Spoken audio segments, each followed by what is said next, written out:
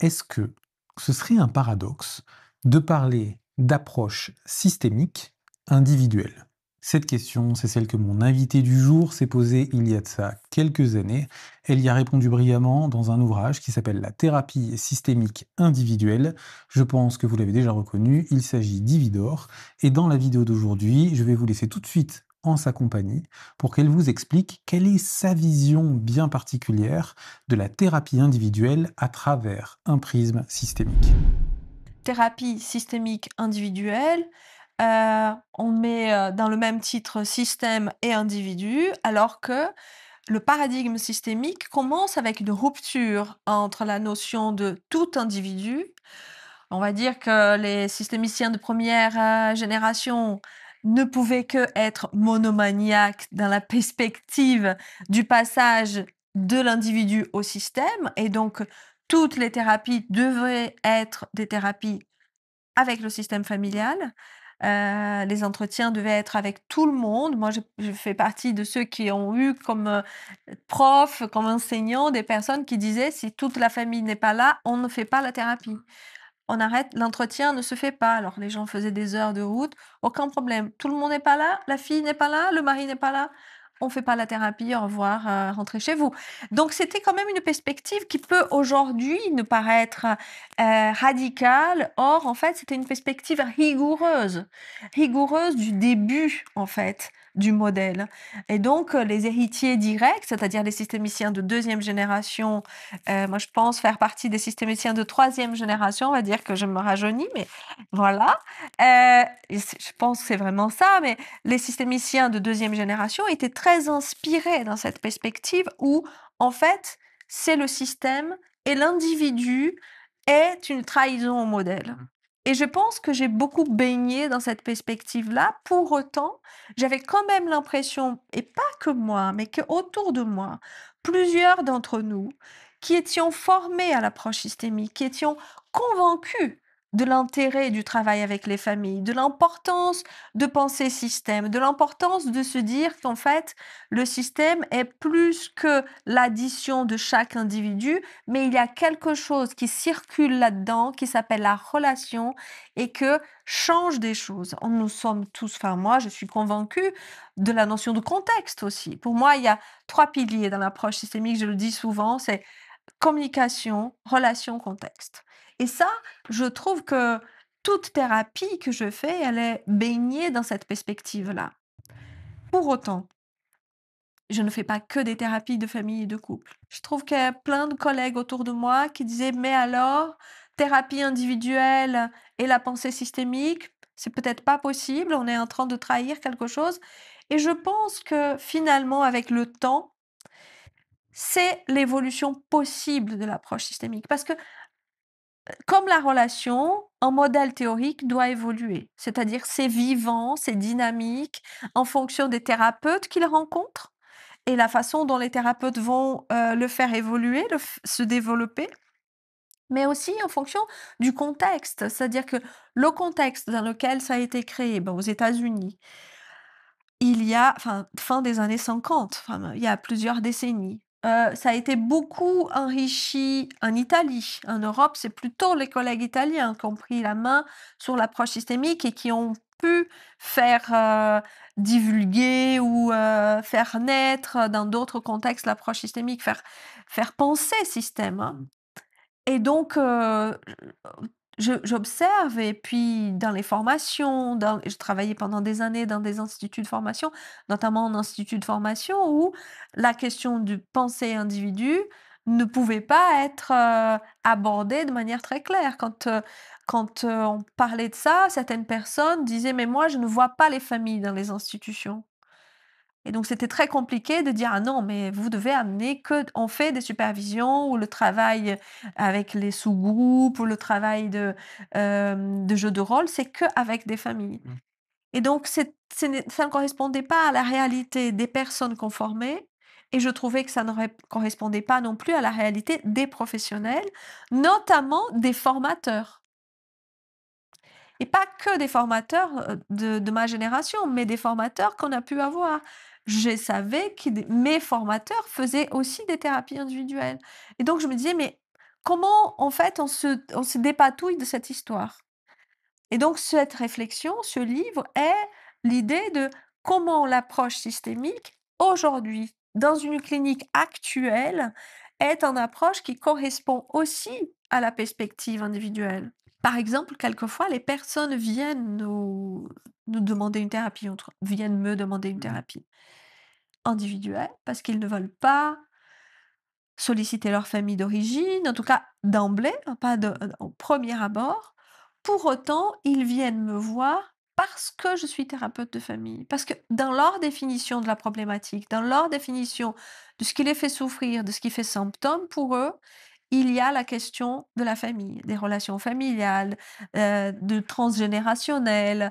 Et ils veulent venir parler de ça avec une personne qui pourrait être sensible à ces questions-là. Donc en fait, comment répondre à cette demande? Et je trouve que dans certaines situations, c'est inadapté de dire: «Vous venez qu'en famille» ou bien «Je ne vous accueille pas». Et ça ne correspond pas non plus à ma lecture et ma vision des choses parce que je trouve que si on pense système et qu'on se dit que chaque élément du système influence les autres éléments du système. Si une personne fait une thérapie, cela va aussi avoir des effets sur les autres membres du système. Donc, cette thérapie individuelle est aussi une thérapie du système, à travers une personne. Et puis, si on pense un nouveau système, on va se dire que cette personne est le représentant de tout un système d'appartenance. Quand il vient s'interroger, il interroge le fonctionnement d'un système tout entier. Je vois bien toute la richesse de ça. Par exemple, quelquefois, des couples de parents viennent en disant: «On aimerait bien que notre fils vienne, on est inquiet ou notre fille, on est inquiet pour eux, mais ils ne veulent pas venir. Est-ce que ça sert à quelque chose qu'on vienne?» J'ai dit toujours «oui» et vous direz à chaque fois que vous venez ici, vous direz à votre enfant ce qui vous avez ou que vous avez rendez-vous et au retour, on définissait à la fin de chaque entretien ce que vous allez pouvoir restituer à votre enfant de ce qu'on s'est dit. Mmh. Et l'entretien d'après, rebelote, on va aller voir madame Dor, notre entretien est prévu et vous dites quelque chose de cet entretien et au fur et à mesure et très souvent, je veux pas dire à chaque fois parce qu'on peut pas dire ça, mais très souvent, à un moment donné, l'enfant venait voir déjà qui était cette personne, voir qu'est-ce qui se tramait là, voir qu'est-ce qui se disait là et ça, c'était un chemin qui pouvait amener à une thérapie familiale. Donc, je trouve que penser la thérapie systémique individuelle, parce que c'est vraiment ça, ce n'est pas pour moi la thérapie intégrative dans ce cas-là, hein, rien contre la thérapie intégrative, mais pour moi, c'est vraiment la lecture à partir du modèle systémique de l'individu. Et c'est une manière d'avoir tout le temps dans ton esprit, quand tu accueilles des personnes en thérapie individuelle, leur contexte, leur famille. Je sais pas d'ailleurs si tu as l'habitude de faire une carte familiale quand les gens viennent te voir en thérapie individuelle pour les situer dans un système d'appartenance, ce que certains thérapeutes non systémiciens qui font de la thérapie individuelle ne font absolument pas. Je sais pas si tu as cette expérience similaire, mais j'ai pu dialoguer avec des collègues. Ils peuvent ne même pas savoir si la personne a des frères, des sœurs, si ses parents sont morts, s'ils sont encore en vie. Elle n'a aucune idée du système d'appartenance de la personne parce que, n'étant pas son prisme, c'est de la thérapie individuelle, absolument pas systémique.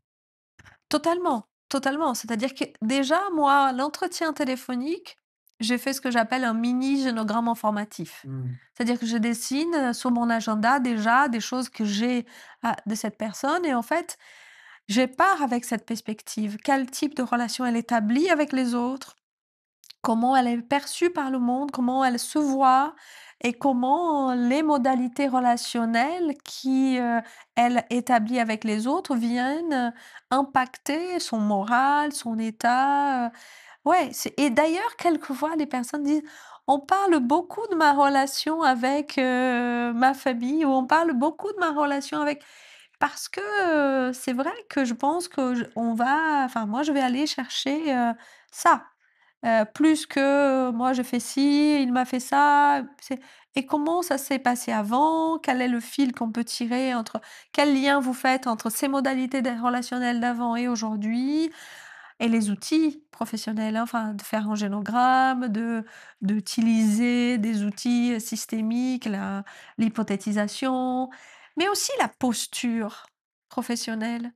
Très souvent, les gens, ils me disent, s'ils doivent déménager. Je pense à une magistrate qui venait en thérapie, qui déménage, qui change de ville, me dit: «Mais si je devais voir quelqu'un dans une autre ville, mais je voudrais que ça soit quand même quelqu'un comme vous, ou qui travaille comme vous». Bien sûr qu'on peut se dire qu'il y a le transfert, ou ben, la relation thérapeutique, on est tuteur de résilience et cetera. Mais moi, je pense que ce comme vous, c'est pas que comme vous, Ividore, mais qui est comme vous avec cette manière d'interroger, d'interagir, de penser, le contexte, mais aussi de penser ce que j'amène. Cette participation, de pouvoir encore aujourd'hui, 2025, je voudrais un thérapeute qui parle, hein. J'entends encore ça. Je voudrais un thérapeute qui parle, je voudrais quelqu'un qui puisse me poser des questions et cetera.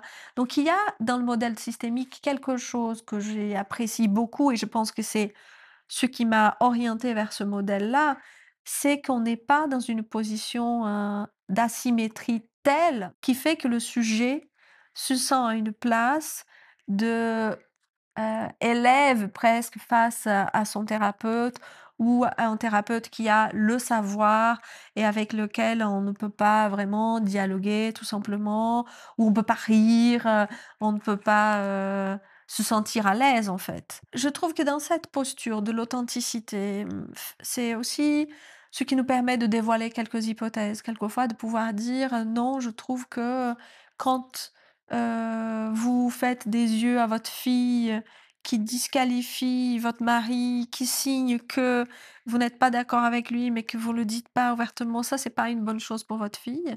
Alors que cette femme, c'est une femme qui est maltraitée par son mari, elle qui vient et c'est elle qui se mobilise.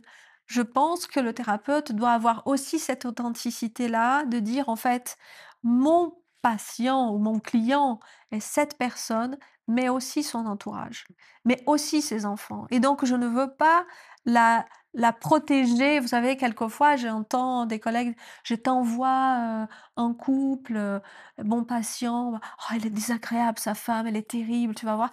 Ou l'inverse, je t'envoie un couple, «Oh là là, mais monsieur il est infernal, ma patiente se plaint de lui». Comme si on défendait en fait le sujet qui est notre patient. On avait une telle alliance qu'on ne pouvait pas le voir comme responsable de aussi du fonctionnement de son système. Je me rappelle très bien cette situation, moi je raconte dans le livre, mais cette femme qui était une femme avec laquelle j'avais beaucoup d'affinité, que j'étais très touchée par la réalité dans laquelle elle se retrouvait, d'être maltraitée par son mari, verbalement, hein, disait des choses très désagréables à sa femme, mais je me disais, si elle fait cette alliance dans laquelle elle crée une relation avec sa fille qui est une relation d'instigation, c'est dangereux pour sa fille. Et au nom de justement du respect que j'ai pour elle, je dois pouvoir le dire. Mais tout ça dépend pour moi de 3 petits éléments très importants avant de le dire. Je me pose toujours 3 questions. Est-ce que c'est entendable pour elle? Est-ce que c'est la bonne temporalité? Est-ce que c'est le bon moment de lui dire ça? De notre relation, le bon moment dans la thérapie, mais le bon moment par rapport à ce qu'elle vit. Et puis, est-ce que je le dis avec bienveillance, mais aussi avec une intention bienveillante? À quoi ça sert que je lui dise? Est-ce que j'ai une vraie intention bienveillante derrière le fait de le dire? Ça peut pas être, je vous le dis juste parce que je voudrais que vous voyiez que je suis intelligente et que j'ai fait une analyse enfin, ça ne peut pas être narcissique comme projet de le dire. Et l'autre doit le sentir comme quelque chose qui doit répondre à un projet d'évolution, d'autres lectures. Et puis, il y a quand même maintenant, peut-être avec le temps, une particularité, c'est que je pense que les lieux où on travaille doivent être des lieux chaleureux, accueillants, où les personnes se sentent bien. Et depuis quelques années, je pense que mon cabinet est devenu comme ça par la présence de quelqu'un qui est mon chat. J'ai un chat qui travaille avec moi, qui est ma cothérapeute. Et je trouve que cette présence change beaucoup de choses et je vois bien que c'est vraiment un tiers.